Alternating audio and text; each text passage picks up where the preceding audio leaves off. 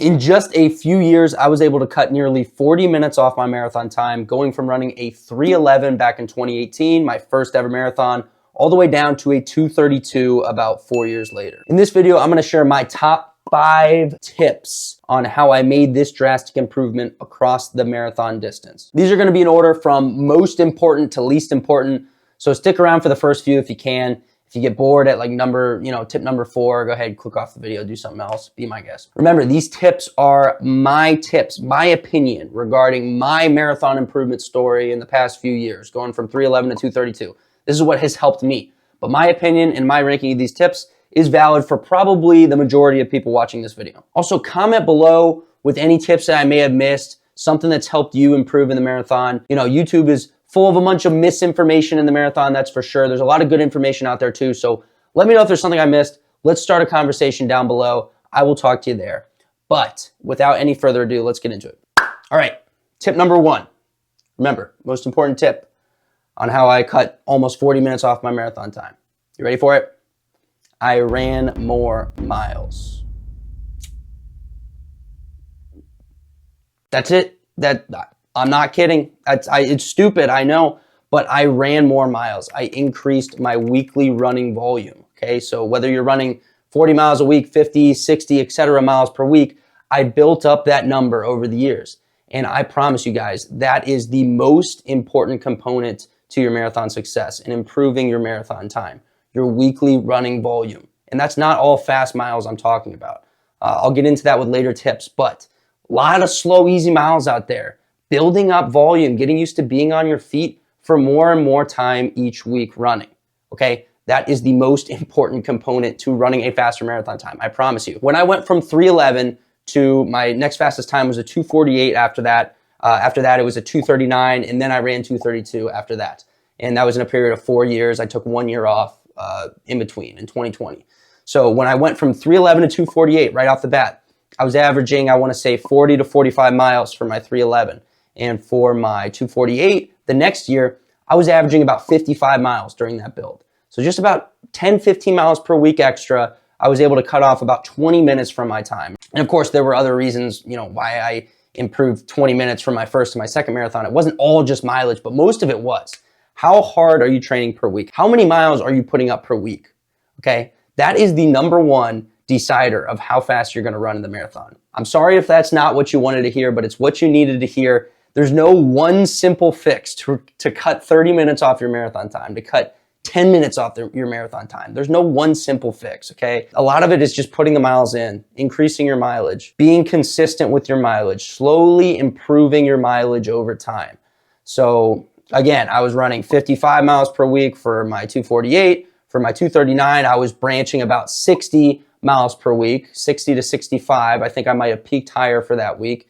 And for my 2:32, I was peaking over 70 miles a week. My average for the cycle was 65 to 70 miles per week. So there is a direct correlation between miles per week during training and marathon time that you're gonna run. That, I don't know why my hands are like that, but more miles, faster marathon, simple as that. Tip 1, most important and easiest to understand, you need to run more miles if you want to run a faster marathon. I'm sorry, that's what it is. Tip number 2, okay, second most important here. And so 2 and 3 are kind of like pretty close for me. Number 2 though, I'm gonna say it now. I crushed my workouts, okay? I crushed them, all right? I murdered those things. And you'll see why number 3 could be, arguably more important than number 2. But back to number 2, I crushed my workouts, okay? I had a training plan that I followed basically to a T. We all have weeks where there's certain days we got to switch up our runs and whatnot. But the fact of the matter is I had 2 key workouts on the calendar each week that I would look forward to each week. Maybe I wouldn't always look forward to them. Sometimes they sucked. They're very hard. They're supposed to be. But I stuck to those workouts. I stuck to doing those 2 workouts a week, and I really put in a solid effort for those 2 workouts, whether one workout was within my long run, another workout was, a tempo or a fartlek. I'm gonna go ahead and put some marathon workouts right here, some suggested ones right in front of the Uzi albums here. That could be a whole nother video in itself I'll make it at some point. But I had target workouts I was going to do each week, and I took those days hard. I took them serious. Those were the days I was able to really grow and really improve as a runner, as a marathon runner. And so a lot of people say, you know, easy days easy, hard days hard. And that is, I have a problem with that saying, and I don't want to get into that in this video, but when you are at a higher training level or you're starting to run sub 3, that saying really reigns true. It really does. I was making sure I was going into those workout days properly recovered, so I wasn't running too hard on my easy days. I was really pushing the envelope on those hard days. I was giving myself recovery days after the hard days, and I had that training plan cycle. I had a great balance between easy and hard days. I knew which workouts to run. Again, example workouts here, another video to be watched, but I had a great balance. Easy days, hard days. 2 hard days a week, 5 easy days a week, 4 or 5, whether you took an off day or not.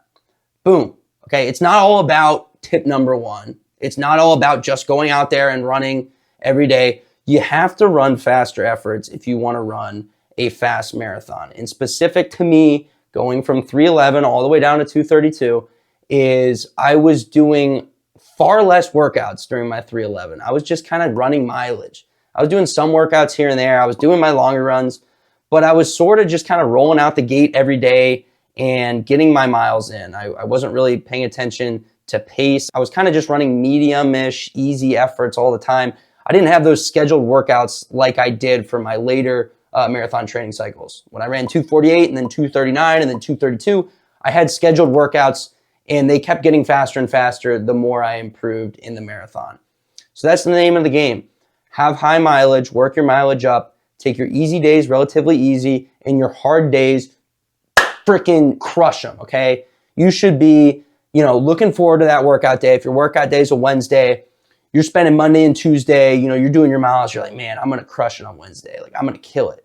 And then, you know, you have a workout then on Saturday. It's your long run. You're doing a fartlek during your long run. You should be looking forward to that day, and you should be crushing that workout, okay? So that's tip number 2. Tip number 3, do you guys do this or this for the 3? I've been doing this recently. I feel like it's easier, and plus, like, it's kind of, it looks cooler too. So anyway, tip number 3, okay, honor recovery, all right?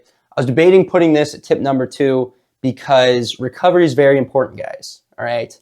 Let's go over to the whiteboard, and I'm going to illustrate how important recovery is for your marathon performance. Let's go. Okay, hold on. Here, let me get rid of all this crap. Hold on.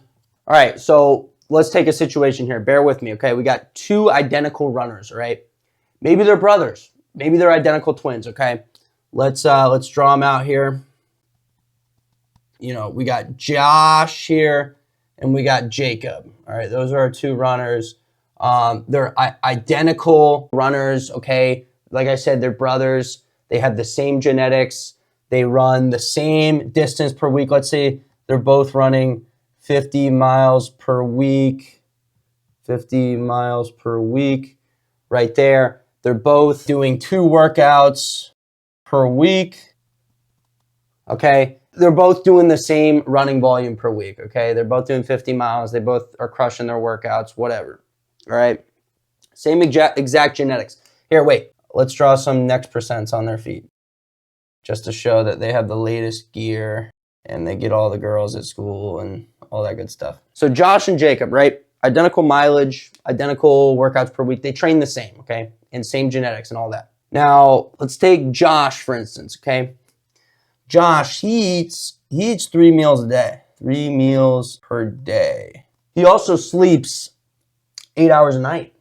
He's a good boy. He gets to sleep on time. 8 hours per night. And Josh, he has a balanced sort of lifestyle where, sure, you know, 1 night a week, he goes out with the boys, he gets some beers. He misses out on sleep, you know, 1 or 2 nights every once in a while. He has some junk food here and there once a week, maybe twice a week. But he has a very balanced lifestyle, okay? Now, on the other hand, we have Jacob. Remember, 50 miles per week, same as Josh. Jacob, he eats 1 meal a day. And then I don't know, he's snacking on jelly worms and Sour Patch Kids all day. His diet's trash. He sleeps 6 hours per night. Okay? He's not sleeping as much as Jacob. And he doesn't have a very balanced lifestyle. He might be a younger, guy. He thinks he's all cool, staying up late at night, going out to the club every freaking day, participating in activities he maybe shouldn't be participating in. So we'll say he has an unsteady lifestyle. Okay? Now let me ask you a question. Remember, same training. They do the same training. If you put Josh and Jacob on the starting line of a marathon in 2 weeks or at any time, if you put Josh and Jacob on the starting line of a marathon, who do you think is going to run faster? Do we have any guesses? We got Josh, 1, Jacob, 2. Josh is going to run faster 100% of the time. Jacob, we don't know what's going to happen to Jacob, but we know he's going to run slower. So this is a very sort of overdone example to describe what I'm getting at. I wanted to try to put that into visualization to show how important recovery really is for your marathon performance. So if you did not recover at all, if you didn't eat or you didn't sleep, you wouldn't be running. You could make an argument that this is tip number 1. This is the most important part, to eat and to sleep, right? But, it's human nature to eat and sleep. Most people are eating and sleeping to some extent already. A lot of people aren't running already, so that's why it's tip number 3. But you don't want to overlook your sleeping and your eating. When I was running my first marathon, ran 3:11, I was a freshman in college, right? I was doing a lot of stupid things, and, running a marathon isn't exactly the pinnacle of what you want to do. Maybe it is, I don't know, but there's a lot of distractions in college. You're not, you're staying out late, you're doing all kinds of crazy stuff, and that's fine to an extent. But I was not sleeping well at night. I was sleeping 6 hours a night. My diet was crap. I wasn't stretching. I wasn't doing any of that stuff. And because of that, my running suffered a little bit. And I was not feeling fully recovered every day. I went into my race not really feeling that great, to be honest. So now fast forwarding to my races where I ran a little bit faster, I had a lot better sleep throughout those training cycles. I started respecting my diet and my sleep a lot more. So I was sleeping 8-9 hours a night instead of 6 to 7. I don't care. If you think 6 hours of sleep is enough for you, you're wrong. I'm sorry. If you want to run a sub 3 hour marathon off of 6 hours of sleep a night, maybe you can do it, but it's not going to be easy, and you need to sleep more, and you have time for it too. I know you do. Okay. Just saying. Anyhow, I was sleeping more. I was eating better. Okay. I wasn't eating junk food and crap all the time. Those are the big 2. Sure, recovery, I was doing a little core work, stretching a little bit more here and there. All the little things, the massage guns, the rolling, yeah, that helps too, okay? But sleep and diet. Those are your big 2 as far as recovery, okay? Sleep, diet, and then running. None are possible without the other. Huh? Okay, wait. Running isn't possible without sleep or running, okay? God, running is not possible without sleeping or eating. Eat and sleep properly. I will make a separate video on nutrition and recovery, but this is really what helped me level up, was respecting that recovery and not doing stupid things and not getting 6 hours of sleep a night and not getting drunk every night and all that stuff. So respecting your recovery will help significantly over the course of a marathon training cycle. Tip number 4, okay? We're almost done. Still an important tip, not as important as the first 3. The first 3 are the holy grail of marathon improvement. Number 4, though, actually, this is very important. Stick around for this. Don't leave the video yet. Have a good race plan for your marathon, okay? Let me tell you a story, all right? It's story time. A young boy named Shane, 18 years old, freshman in college, signs up for his first marathon, the Flying Pig Cincinnati Marathon. Of course, a very hilly and difficult race. Cocky old Shane has the idea that he can run a sub 240 marathon off of 40 miles per week with little to no workouts, very stupid tapering strategy, and a bad diet and bad recovery lifestyle during my cycle. Complete delusional, I know. Now, the truth is, I was probably in shape for a sub 3 at this point during the race. I had run in high school, and I was coming off of that. So I was in better shape than the time I ran, but I went out, first mile, gun goes off, all excited, right? freaking get it, sub 240 time. I go out and I'm running sub 6-minute pace pretty much right from the gun for the first 5 miles, like low 6 minutes, sub 6 for some. And I was not in that sort of shape at all. I was not in 240 shape, not even close. I was, like I said, maybe in sub 3 shape. I should have shot for a sub 3. And I very stupidly went out the gate running way too fast. And I was introduced a piano to carry at about mile 10, which, okay, I'm not being funny here, but I was really, really, really, really hurting before even the halfway point. I remember I was talking to the girl who actually ended up winning the race, the female side, at the start.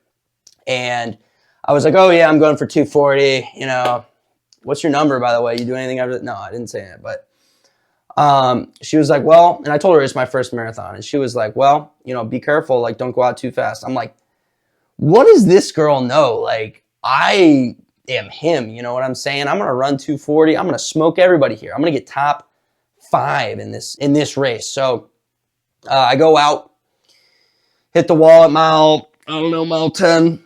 I can pull up the Strava right here. I'll show some of it, but mile 10, mile 11, I'm already slowing down. Mile 13, I'm already really, really fighting it. I'm knowing it's going to be a long day. And the woman's leader, same girl I was talking to on the start line, she passes by and she says, I told you. She could see me struggling. She knew what was happening. I was looking rough. She said, I told you. And I couldn't even reply to that. I was so demoralized. And that was one of the hardest 13 miles of my life, the second half of that first marathon race, because I went out too fast and I did not have a race plan going into this. I thought I was going to crush it, and I wasn't in shape to do so, and I didn't have any sort of race plan whatsoever. I didn't know what I was doing with gels. I didn't know what I was doing with taking in water and whatnot. I didn't know what I wanted my mile splits to be. Well, I knew they had to be 6:06 for a sub 240, but I was delusional. I didn't have a good race plan. So go into your race knowing what you want to run, or at least somewhat what you want to run, and be honest with yourself, okay? Don't be delusional like me. Have realistic goals, right? And don't go out in the marathon too fast. You can't typically bank time during a marathon. If you go out too fast, your body's going to get flooded with lactate, you know, that burning sensation, and it's going to be very hard to come back from that. Just like my story, I went out sub 6 for the first few miles. I shot myself in the foot already. There's no coming back from that. You can't just slow down for a mile or two and then get right back down into the low 6s. It doesn't work like that. Once you flood your body with lactate, you are screwed. So don't go out too fast. Have a good race plan. Know when you're taking in your gels. Again, I can make a whole separate video on this. Know when you're taking in fluids. Have a running watch. Be checking your splits. Know what time you're running. Know what your pace is. All that stuff. You will regret it if you go out too fast and you don't have a race plan. You're not going to run as fast as you can. Okay? It's a very important tip right there. It's still nowhere near as important as the first 3, but still very important. So when I went from 311 down to 232, as far as my race plan, I actually, okay, so my 311, terrible positive split. Oh my God, it's hard to look at. Marathon number 2, again, positive split, but not as bad this time. Not nearly as bad. Actually, very, very solid performance for the shape I was in that day.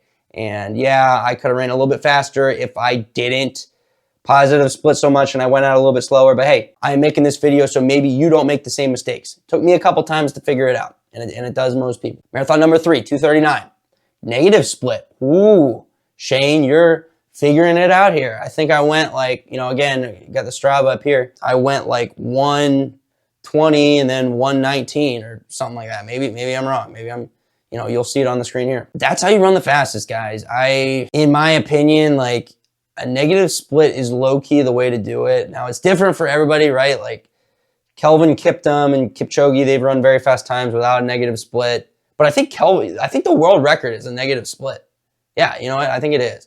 So most of the time, if you negative split your marathon, you're going to run faster than if you positive split. Of course, there's exceptions too. But 232 marathon, huge negative split. Flipping huge. I was like 118. I didn't have the Strava on this at all. And I actually did not have a watch at all for this race, which is very interesting. Started out though, I can look at the race website. I went out in like a 118 high or something, and then I came back with like a 115 low, or maybe it was 117. Yeah, it was 117, 115. Like pretty massive negative split there, which I was very proud of. So I had a good race plan coming in, okay? I didn't start out super fast like I did my first race. I was fueling properly for these faster races I did. I was taking in 4 to 5 gels and Gatorade, at least 600 plus calories during the race of sugar, carbohydrates that my body can easily use for fuel. So rough guidelines, you burn about 2,600 calories over the course of a marathon, about 100 per mile, right? Your body can store about 2,000 calories of glycogen, carbohydrate, sugar, burnable storage sources that made no sense, but just know that your body can store about 2,000 calories of sugar to burn. So that leaves about 600 calories you got to fuel during the race to finish that 26.2 mile race. So if you don't take in sugar and carbs, your body is going to hit the wall. It's going to try to burn fat using the Krebs cycle. If you learn in biology, you know what the Krebs cycle is. That's what happens. That's when you hit the wall, when you're out of glycogen and you're just fighting for your life out there. You start to cramp up. Your body's trying to take fat and turn it into fuel. And that's a much less efficient process than when it burns glycogen. Another talk for another day there. But the point is, I got my race strategy down. I wasn't as much of an idiot as I was in my early years. And because of that, I was able to run faster. All right. Tip number 5. Finishing this video off, have some confidence in your abilities, okay? You might think like, Shane, that's a really stupid tip there. Like, thanks, buddy. But no, seriously, have some confidence in yourself when you toe that start line of the marathon. And when you're training your whole build, have a little chip on your shoulder that you can do it. You can run faster in the marathon, right? You can freaking do it. If you go into every run every day like, oh, here's another run, you know, you toe the line of your race, you're all right, let's see how this goes. You're not going to run as fast as if you freaking show up every day and you step on that marathon line and you're like, I'm going to crush this, okay? I can do this. Even if you can't do it, if you tell yourself you can, you have a better chance doing it. And I realize this tip kind of butts heads with tip number 4, have a good race plan. You know, maybe you think you're in better shape than you are. I'm not saying be stupid, okay? I'm saying have confidence. Have confidence in yourself. You can do it. A lot of times, this is the only thing that will keep you going during marathon training. Marathon training is terrible sometimes. It's not all the time. A lot of times it's great, but you have very days and you have some times where you just feel like you can't do it. So have some confidence, have some self-belief, keep showing up, believe that you can achieve the goals that you set, and really, truly believe in yourself, because I promise you, it makes this whole sort of marathon training and marathon racing thing more fun, okay? It does. It does. Have a chip on your shoulder. Be a little cocky about it sometimes. Don't be an asshole, you know? But like, have some confidence in yourself. Have fun with it too. Have as much, marathon running isn't necessarily fun. So as much fun as you can have with it and as confident as you can be going into your runs and your racing, the better. Enjoy it, okay? So when I was going into my more recent marathons where I run faster, I had a little bit of confidence there, okay? I knew what I was doing. I towed the line thinking, hey, I can do this, okay? Whereas earlier in my marathon career where I ran a lot slower, I was towing the line and I was like very intimidated, very scared, heart racing, uneasy. The calmer you show up to the start line, the better things are going to go for you in general. It's okay to be nervous before your race. Everyone has that feeling, those butterflies in your chest, and you know, you're a little anxious before every race. That's completely normal, right? But as confident and as collected and as cool-headed as you can be towing that line, the better off your race is going to go. And always believe in yourself, guys. I'm not like some sort of motivational speaker or anything, but no human is limited. I'll put the source from Who Said That below here. Guys, you can do it. So follow these 5 tips. I promise you, you're going to run a faster time. Sometime I'll make specific videos on each of the tips. I know I've said that before, but that's the 5 tips here. Comment below again if I missed anything. Send this video to your buddies. Let's freaking blow this thing up on YouTube. Like, this is as simple as it can be, okay? 5 tips: increase mileage, crush your workouts, honor recovery, have a race plan, have some confidence. Those are the 5 most important tips for me, in my opinion. But for you too, I really think that this is the simple way to think about it. So thanks for watching, guys. Subscribe to the channel, send this video to a friend, comment below, hit the notification bell, follow me on Strava. That'll be right here, my Strava tag. And yeah, have a great day. Good luck in your next marathon. Peace out.